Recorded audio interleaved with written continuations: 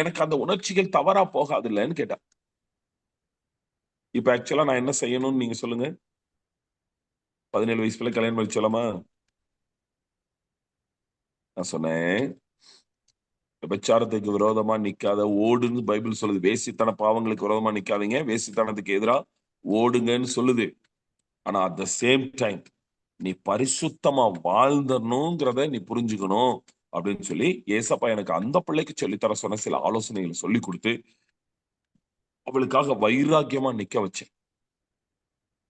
கூடுமான வரைக்கும் அந்த பிள்ளை தனிமையில இல்லாம, நானும் என் மனைவியும் எங்க கூடவே வச்சுக்கிட்டோம்.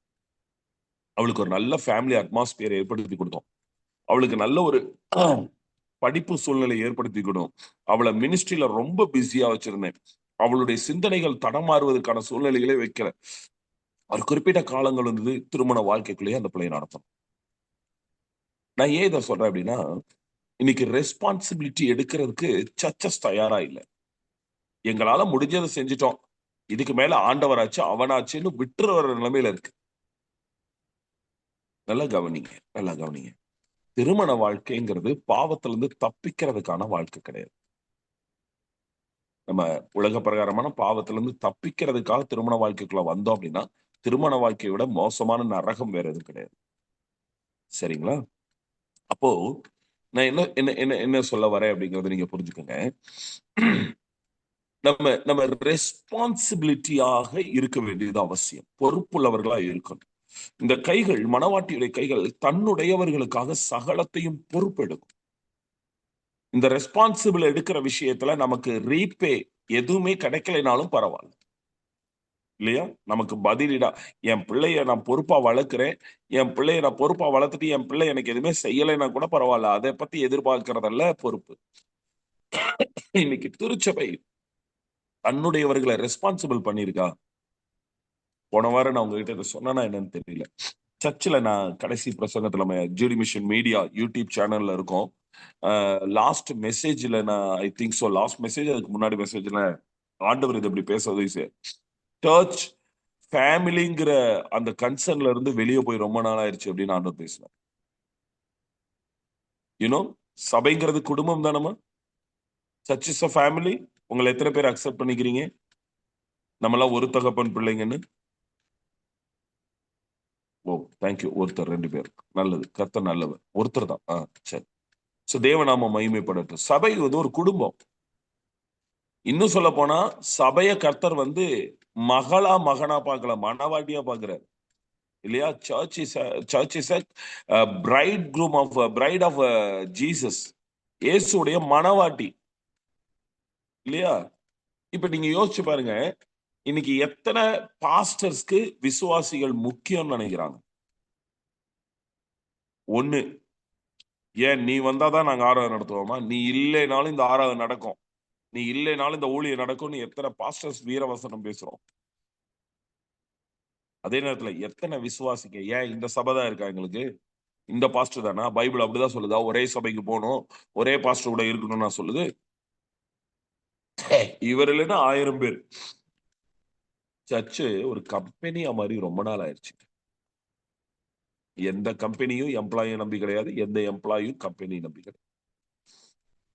பெற்றுக்கொள்ளணும்னு நெனைக்கிற வரைக்கும் இந்த நிலைமை தான் இருக்கும். விசுவாசினால எனக்கு ஏதாவது ஆகணும். அவன் போறான். அவனால எனக்கு காரியம் ஆகாது. போட்டு விடு. இந்த சபைக்கு போனா எனக்கு ஆசீர்வாதம் கிடைக்கணும். இந்த சபைக்கு போனா ஆறுதல் கிடைக்கணும். இந்த சபைக்கு போனா எனக்கு எனக்கு என்னைய வந்து கேர் பண்ணணும். நினைக்கிறது தப்பு கிடையாது. எதிர்பார்க்கிறது தப்பு கிடையாது. அட் த சேம் டைம் இந்த சபைக்கு போகும்போது எனக்கும் பொறுப்பு இருக்குங்கிறத விசுவாசிக்கு என்னைக்கு நம்ம புரிய வைக்க போறோம்? குடும்பத்துல அப்பாவா இருந்தாலும், அம்மாவா இருந்தாலும், பிள்ளையா இருந்தாலும், பெத்தவங்களா இருந்தாலும் ஒரு பொறுப்பு இருக்கு இல்லையா? அல்லேலூயா. ரோசன் பாஸ்டருக்கு அழகான குட்டி பசங்க இருக்காங்கன்னு நினைக்கிறேன் இல்ல? அந்த குட்டி பசங்களுக்கு நம்ம வீட்ல சொல்லிக் குடுப்பாங்க. இப்பவே நீ பெட்ஷீட் எடுத்து வைக்கணும். குடிச்ச டம்ளர எடுத்து சிங்க்ல போடணும்னு சொல்லி எனக்கு 3 வயசு தேவ அன்பனுக்கு. தேவ அன்பன்ட்ட சொல்லுவேன் நானு. அவனுடைய சின்ன சின்ன வேலைகள அவன 3 வயசு. அவன செய்ய சொல்லுவேன். உனக்கு இது பொறுப்பு இருக்கு. நீ இத எடுத்து நீ செய்யணும் தம்பி. அத அழகா செய்யும். எனக்கு நல்லா ஞாபகம் இருக்கு. 1 1/2 வயசு அவனுக்கு. அப்பதான் அப்படி தத்தி தத்தி ஓரளவுக்குலாம் நடக்க ஆரம்பிச்ச வயசு. ஹால்ல வந்து உச்சா போயிட்டான். என்ன பண்ணிட்டான்? ஹால்ல உச்சா போயிட்டான். சரியா? அவன் அந்த மாதிரி நார்மலா போனான்னா நாங்க என்ன பண்ணுவோம்னா மேட்டு போடுவோம். இப்ப நான் ஹால்ல வந்து நான் உங்களுக்கு இப்படி பைபிள் கிளாஸ் எடுப்பேன் வீட்டுல இருக்கும் போது, அப்படி கிளாஸ் எடுக்கிற இடத்துக்கு பக்கத்துல போயிட்டான். அப்ப நான் இப்படி பாக்குறேன். இப்படி பார்த்த உடனே அவன் நேரா உள்ள போன கிச்சனுக்குள்ள போய் அந்த மேட் இருக்கு பாருங்க, அவனோட உச்சா மேட் ஒண்ணு இருக்கு, சும்மா கால் கால் மிதியடி, அந்த மேட்டை எடுத்துட்டு வந்து போட்டுட்டு அதை தொடச்சிட்டு அந்த ஈரத்தை தொடச்சு விட்டுட்டு, டாடா நான் தொடச்சிட்டேன் அப்படின்றான். சோ நான் என்ன மீன் பண்ண வரேன்னு புரியுதா உங்களுக்கு? அந்த குழந்தை தான், சின்ன பிள்ளைதான். அது இதை செய்யணும் செய்யலைன்னு நம்ம ஒண்ணும் பெருசா திட்ட போறது கிடையாது. அந்த குழந்தைக்கு இது ஆப்ஷனல் தான். ஆனா அந்த குழந்தை செய்யணுங்கிற ஒரு எண்ணம் இருதயத்துல வருது பாருங்க. நம்ம சர்ச்சில் என்னைக்கு இதுக்கு செய்ய போறோம்? சபை என்னைக்கு அந்த ரெஸ்பான்சிபிலிட்டி இருக்கு போது? சபை வேலை வாங்குறதுக்கு தயாரா இருக்கு, சபை பயிற்றுவிக்கிறதுக்கு தயாரா இல்ல. சபை அசிஸ்டன்ஸ உருவாக்குறதுக்கு தயாரா இருக்கு, சீஷர்களை உருவாக்க தயாரா இல்ல. சபை சீஷர்களை உருவாக்க தயாரா இல்ல. ஏன்னா சீஷர்கள் தங்கி இருக்க மாட்டாங்க, புறப்பட்டு போவாங்க. புறப்பட்டு போனா சபை காலி ஆயிடும் நம்புது, கூடவே வச்சுக்கணும்னு நினைக்குது. ஒரு பொம்பளை பிள்ளைய பெத்தவங்களுக்கு நல்லா தெரியும், பிறக்கும் போதே பொம்பளை பிள்ளைன்னு தெரிஞ்சதுனாலே அப்பா மைண்ட் செட் ஆயிடுவான், எப்படினாலும் இந்த பிள்ளை நாளைக்கு கல்யாணம் பண்ணி இன்னொரு வீட்டுக்கு போயிடும் இல்லையா? அது மனவாட்டியா மாறுற வரைக்கும் தாங்க உள்ள இருக்கும். மனவாட்டி ஆயிடுச்சுன்னா கண்டிப்பா இன்னொரு இடத்துக்கு போயிடுங்க. ஒவ்வொரு கிறிஸ்தவனும் கிறிஸ்துவுக்கு மனவாட்டி தானே. மனவாட்டியா உருவாக்க வேண்டியது திருச்சபையுடைய பொறுப்பு இல்லையா? நான் மாத்தி சொல்றேனே, நீங்க தான் தேவனுடையவர்கள்னா உங்களை முன்னாடி இருக்கிற ஜனங்கள் தானே தேவனுக்கு மனவாட்டியா மாற வேண்டியவங்க. ரட்சிக்கப்பட்டு அவங்களை பரிசுத்தப்படுத்தி அபிஷேகித்து அவர்களை கர்த்தருக்குள் நடத்துறது எதற்காக? அவர்களும் நம்மை போல கிறிஸ்துவுக்கு மனவாட்டியா மாறணுங்கிறதுக்காக தானம்மா.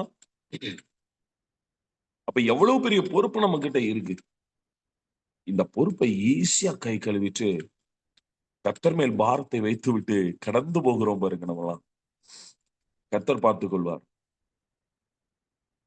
பெத்த பிள்ளைக்கு நம்ம இந்த வார்த்தையை சொல்லுவோமா?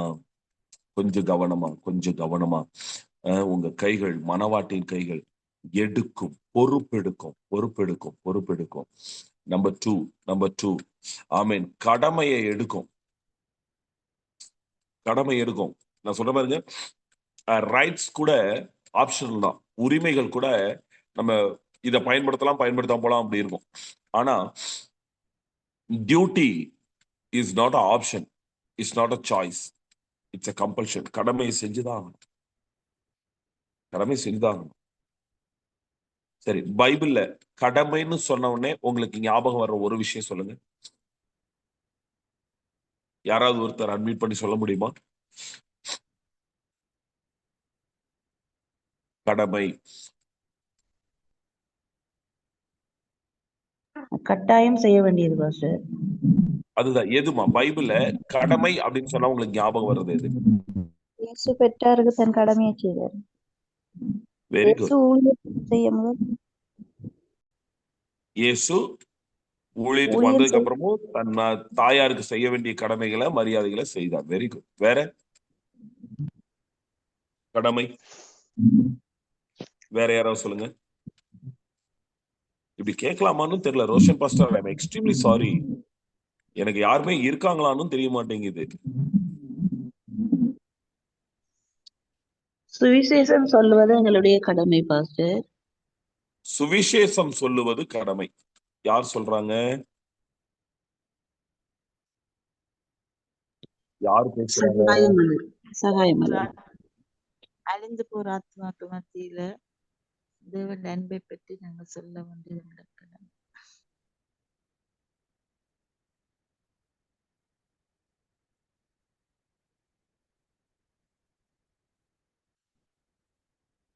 சாரி, சொல்லுங்க. அழிந்து போற ஆத்மாக்கு மத்தியில தேவன் அன்பை பற்றி சொல்ல நடக்கணும். சோ ஆத்துமாக்களுக்கு சுவிசேஷம் சொல்லுவது கடமை. சரி, எனக்கு நீங்க பதில் சொல்லுங்க. கடைசியா உங்க அம்மா அப்பாவுக்கு எப்ப ட்ரெஸ் எடுத்து கொடுத்தீங்க? இந்த வருஷம் முடிய போகுது இல்லையா? இந்த வருஷத்துல ஒரு முறையாவது உங்க தாய் தகப்பனுக்கு செய்ய வேண்டிய கடமைகளை செய்ய முடியற காரியங்கள் நடந்ததா?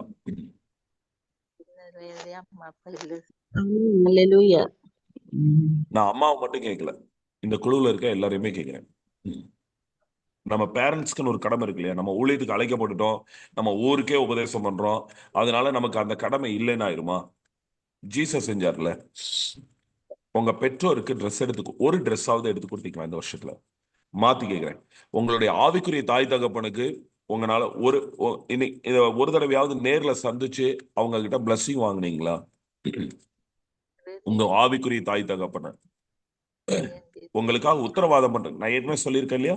You must find out your spiritual parents. உங்களுக்கு ஞாபகம் இருக்கும்னு நினைக்கிறேன், ஒரு செய்தியில நான் இதை பேசியிருக்கேன் நான் உங்க கூட. உங்க ஆவிக்குரிய தகப்பன தாயை நீங்க கண்டுபிடிக்கணும். உங்களுக்கு ஞானஸ்தானம் கொடுக்கறவங்க தான் உங்களுக்கு தாய் தகப்பனா இருக்கணும்னு அவசியம் கிடையாது. உங்க ஆத்மாவையும் உங்க குடும்பத்தையும் உங்க சரீரத்தையும் உங்க வாழ்க்கையும் உங்க ஊழியத்தையும் தாம் பொறுப்பெடுத்து நிக்கிறவங்க தான் உங்க ஆவிக்குரிய தாய் தகப்பனா இருக்க முடியும். அப்படிப்பட்டவங்க நீங்க கண்டுபிடிக்கணும். இல்லைன்னா நீங்க அனாதை அப்படின்னு அவங்களுக்கு சொல்லியிருக்கேன். ஒருவேளை நீங்க கண்டுபிடிச்சிருந்தீங்கன்னா அப்படிப்பட்டவர்களை நேர்ல சந்திச்சு ஒரு தடவையாவது நீங்க பேசியிருக்கீங்களான்னு யோசிங்க. நம்ம தாய் தகப்பனுக்கு செய்யாத ஒண்ண நம்முடைய பிள்ளைகள் நமக்கு செய்வாங்கன்னு நம்ம எதிர்பார்க்க முடியாது. நீ செய்வது எதுவோ உனக்கு செய்யப்படும். உபதியாவுல இருக்கு தீர்க்கதரிசன வசனம் இல்லையா?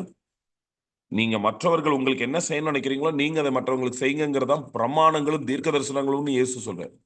மேத்யூ 7:15 நினைக்கிறேன், 7:14.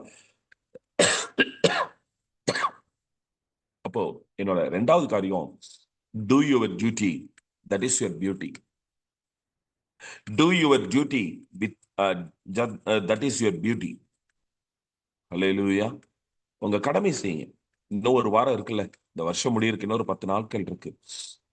எழுமுங்க, உங்க கடமையை செய்யுங்க.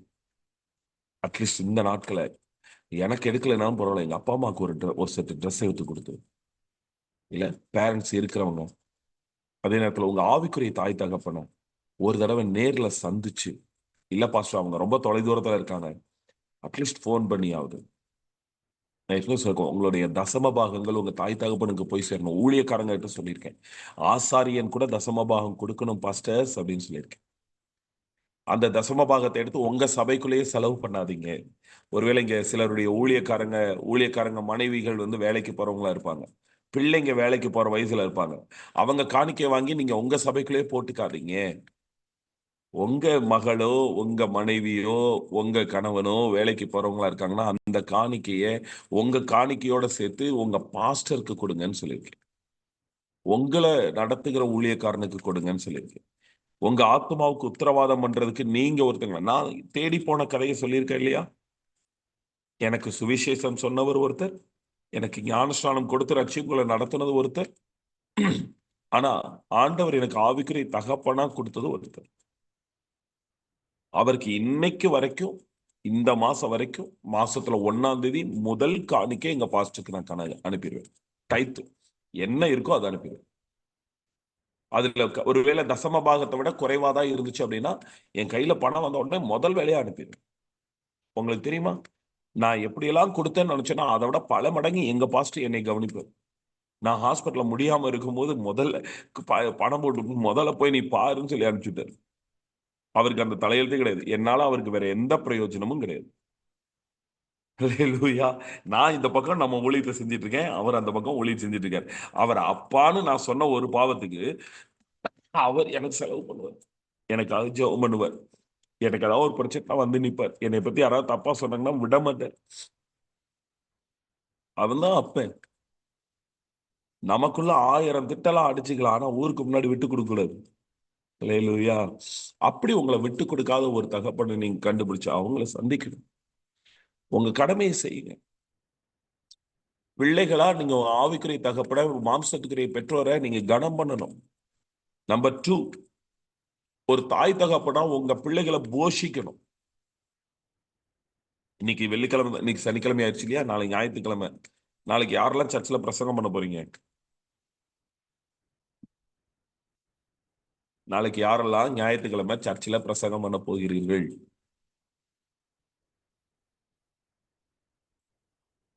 ரோசன் பாஸ்டர் மட்டும்தான் கையை தூக்குறாரு. மற்ற எல்லாம் அதான் சொல்றேன் இல்லையா, ரோசன் பாஸ்டர், ஜெயசேகரன் ஐயாவா சம்திங் யாரோ இருக்கிறாங்க. ஸோ இவங்க 2 நம்பரை தவிர மற்ற எல்லாமே ஆஃப்ல இருக்கு. எனக்கு அவங்களாம் கிளாஸ்ல இருக்காங்களானுமே தெரியல எனக்கு. I'm sorry.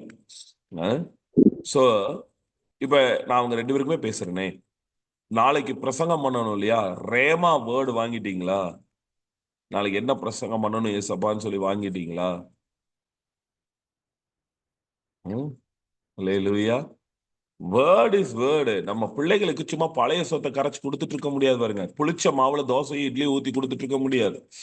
ஃப்ரெஷ்ஷா அன்றன்றைக்கான அப்பத்தை வாங்கி கொடுக்கிறது நம்முடைய கடமை. அல்லேலூயா. வெளியில இருக்க புறஜாதிகளுக்கு சுவிசேஷத்தை எப்படியெல்லாம் கொண்டு போக முடியும்? எப்படியெல்லாம் கொண்டு போக முடியும் சொல்லணுமா? இன்னைக்கு எல்லாம் சொல்றாங்கல்ல இவாஞ்சலிசம் கஷ்டம், காஸ்பல் கஷ்டம்னு. கிடையவே கிடையாது. இன்றைய காலகட்டத்தை விட இதை விட எளிதான காலகட்டங்கள் இதற்கு முன் இருந்தது கிடையாது.